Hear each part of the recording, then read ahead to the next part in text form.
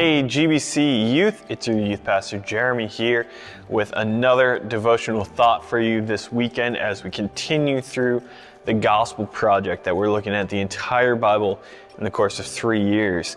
So last couple weeks we've been talking about Israel going into captivity. Today we're going to talk about how Jerusalem was taken over and the temple was destroyed, all because God's people didn't listen to God and they chose their own way.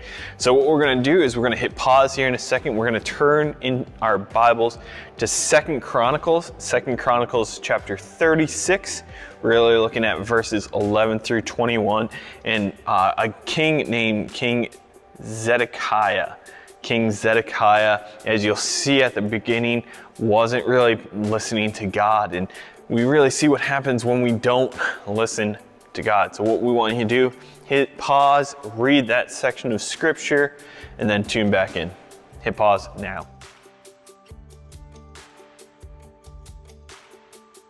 So if you actually look a few verses before this, it kind of talks about how the king of Egypt came in, took over, put a new king in place. They didn't do what was right in the eyes of the Lord. So King Nebuchadnezzar comes in, puts that king into captivity, appoints his son as king, and that's King Zedekiah.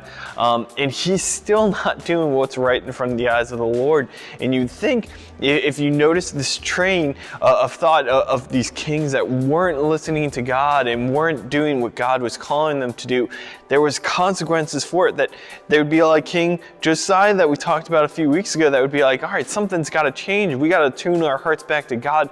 But instead they go deeper and deeper into their own ways, thinking, no, I can just do it myself. I don't need God. I don't need what He has planned for me.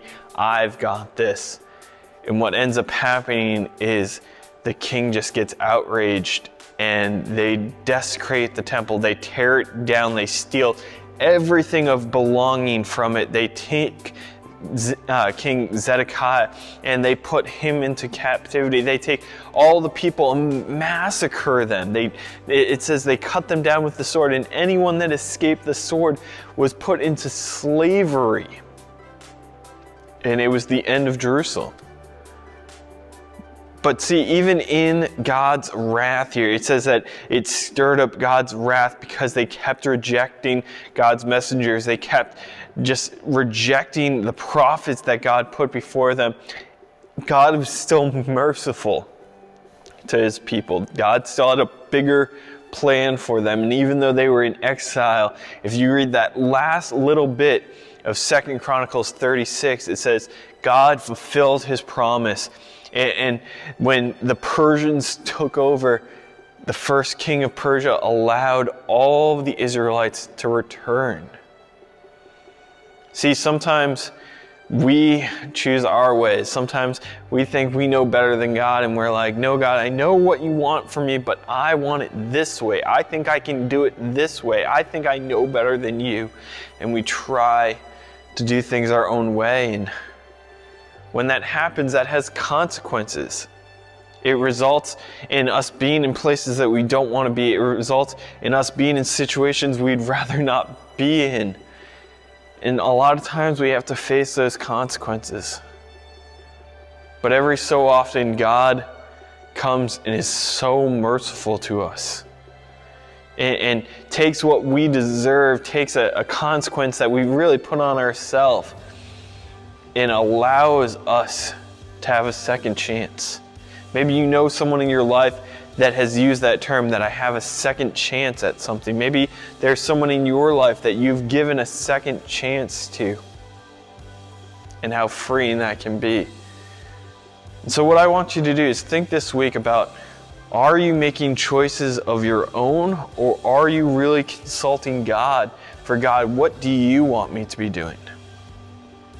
Because guys, as we've seen through these kings, when we choose our own way, when we think we can do it, it results in a place that we don't want to be. When we look to God and we say, God, what do you want? It is much, much better plan for us. We hope you guys had a great Christmas and New Year's season. Remember that we are not kicking off midweek programs until February 2nd and 3rd. We'll have a virtual youth group on February 4th starting off again. So make sure you guys stay up to date with all that stuff. We do have Sunday services.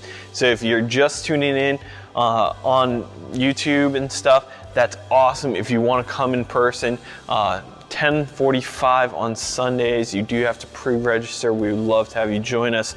But if you're not there yet, that's totally fine. Keep joining us here. But let us know that you're joining us. Let us know how we can be praying for you, what your family needs.